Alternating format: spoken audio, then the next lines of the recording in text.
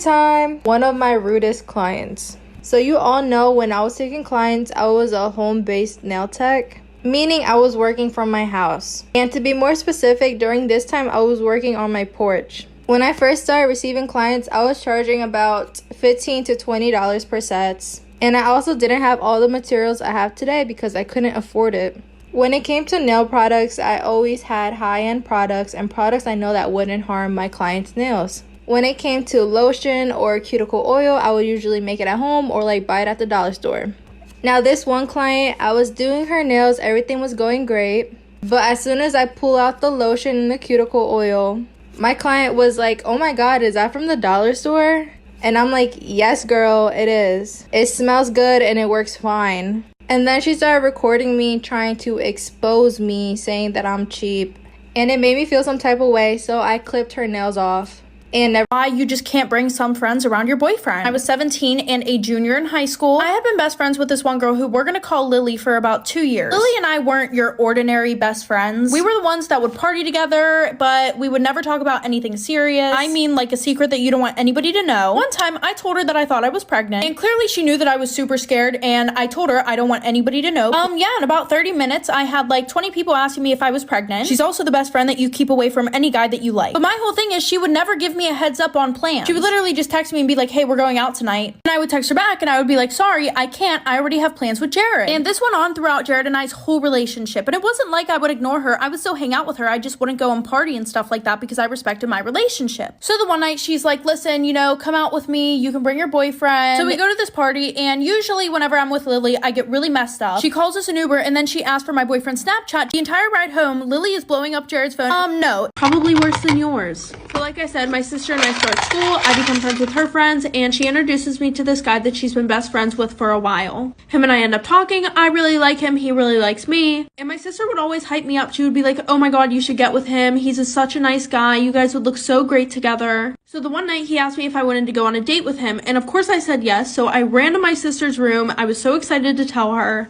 So I knock on her door, I go in, and I'm like, "Oh my gosh, guess what?" She's like, "What?" I'm like, "He asked me out on a date," and she just sits there and stares at me. And when I ask her what's wrong, she's like, "Oh my god, you knew that I liked him. You're such a bad sister. I would have never done this to you." So then I started to feel bad, but then I didn't because I remembered how she used to shopping ever again. So like I said, my friends and I go into the one store, and of course they don't follow us in there, so we ask an employee if they can call security. So whenever security got there, I told them that these guys had been following us around since we got into the mall. And then security's like, "Well, where's your mother?" Acting like it was our fault that we could be kidnapped for not being with my mom. So after that, he's like, "All right, just go find your mom, you know, I'll talk to them." So I call my mom and I'm like, "Hey, where are you?" Of course, she's on the whole other side of the mall. So my friends and I are going to meet her on the other side of the mall, and we look back to see if the security guard was talking to them, and literally the security guard just walked out of the store and went the complete opposite way. Then we walk up to the security guard and we're like, "You didn't even talk to him." And then he turns around, rolls his eyes, goes over and starts talking to these guys, and then we continue to the store that my mom was at whenever we decided to stop at Starbucks to get something to drink. So after 10 minutes of waiting in line, you know, we turn around and we see these guys standing at the end of the line just staring at us.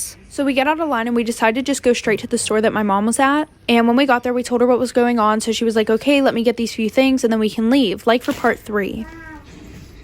I was in class on Zoom. I wanted to go to sleep, honestly, because like when I'm tired, I go to sleep. I end up falling asleep and then class ends and everyone starts leaving the class except me, because I was like in a whole other universe at this point. I was dreaming, I was flying. At this point, me and the teacher are alone in the call. This is the best part. Then the teacher starts talking to me and he's like, "Samantha, wake up. Samantha, please. Samantha, you have another class." He woke me up, but I was half awake, so I didn't really know what was going on. So I thought it was my brother waking me up, and I straight up yelled. I was like, "Shut up, you fat booger." And so then I realized, oh shit, I just called my teacher a fat booger. And now he scheduled a parent conference. I'm going on Monday, so I'm really excited.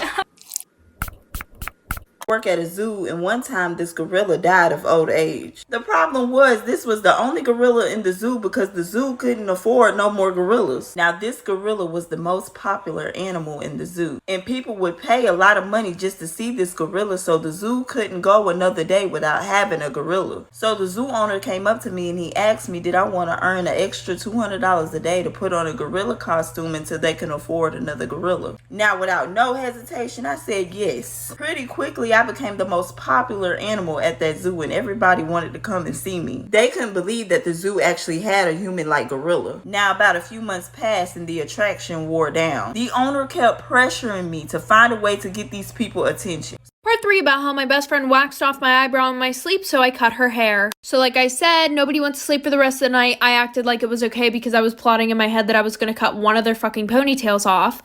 So I go over to their house next week, and every single day that week they were telling me how good my drawn-on eyebrow looked. It didn't actually look good, and none of my hairs were growing back. So around 12 o'clock, all of us are ready to go to bed. I'm laying down, pretending that I'm sleeping. And they think I'm sleeping, so they're over there talking shit about me on her bed, Ashley's bed. I wasn't sure which one's eyebrow I should rip off because the one ripped off my eyebrow, but then the other one put the wax on my eyebrow. They were like, she's sleeping. I don't think she's gonna do anything. She doesn't even have the balls to do anything. So around 4 in the morning, everybody is dead asleep. I get up, and Ashley had her hair in a ponytail. So that was easy enough. I grabbed a pair of scissors out of my book bag, and I cut her hair. Part 3 about how my best friend waxed off my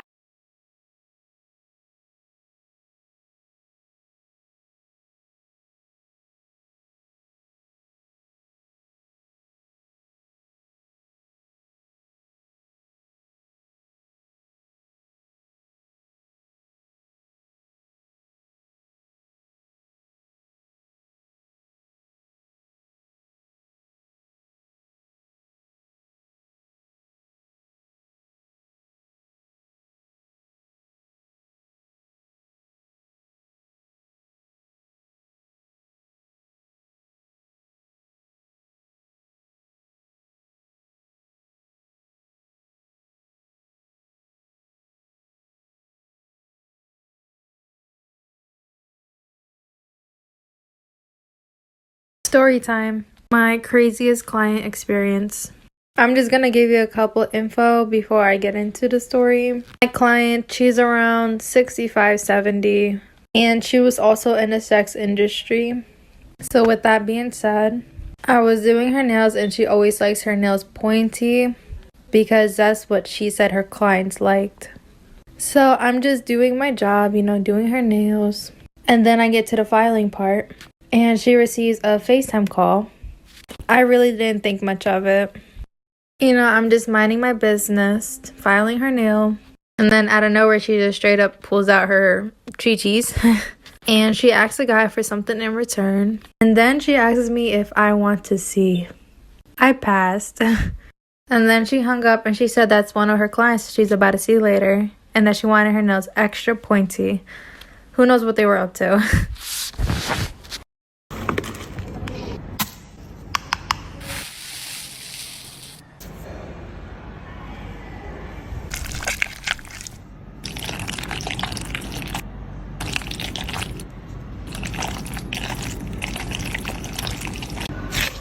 Usually when my clients arrive for their appointment, they're not wearing any makeup.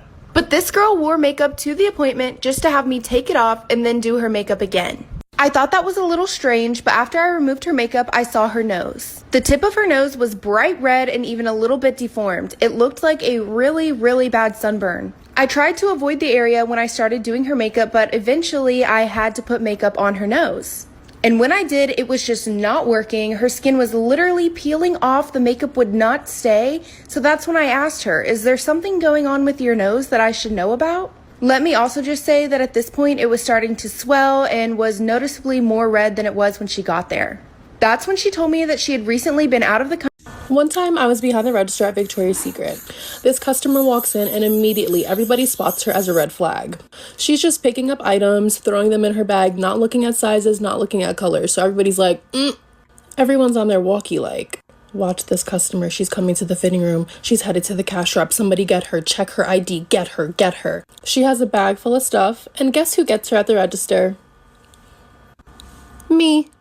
So she comes to my register and she dumps out her stuff and we're having a regular conversation. Hi, how are you?